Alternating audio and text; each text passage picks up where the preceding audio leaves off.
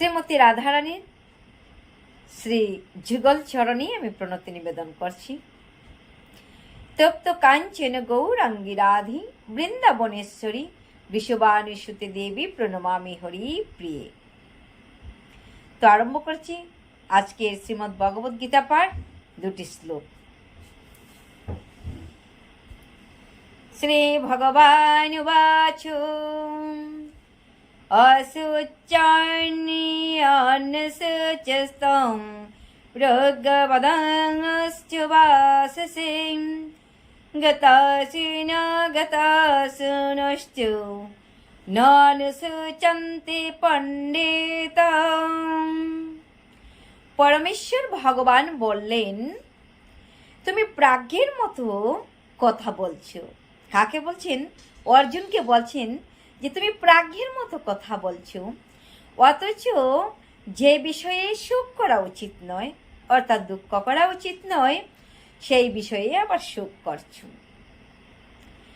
যারা যথার্থই পণ্ডিত তারা কখনো জীবিত অথবা মৃত কারো জন্যই কখনো কোনো সুখ করেন না। হরি বল, হরি বল। তো অর্জুনকে এখানে ভগবান বলছে পণ্ডিতের মতো কথা বলছো, আবার বলছে প্রাজ্ঞের মতো।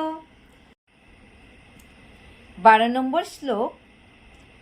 ন তো এবহম যত ন স্বয়ং নো তোমে নো ইমে জনাদীপ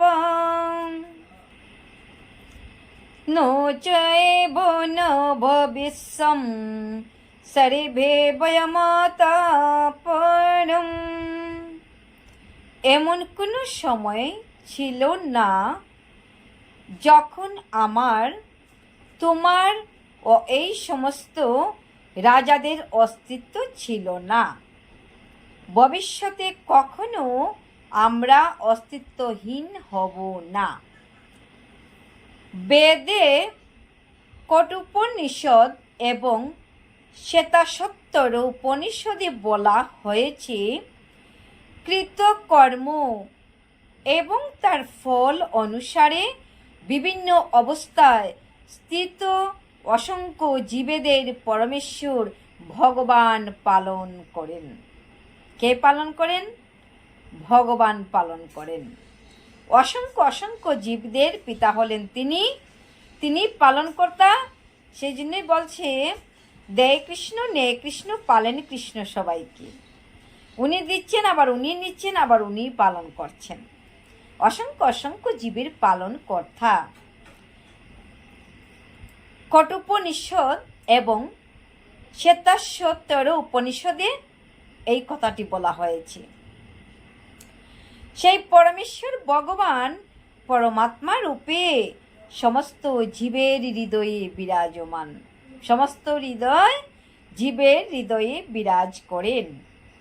কেবল পরমাত্মারাই অন্তরে ও বাহিরে সেই একই পরমেশ্বর ভগবানকে দর্শন করে পূর্ণ ও শাশ্বত শান্তি লাভ করিতে পারেন।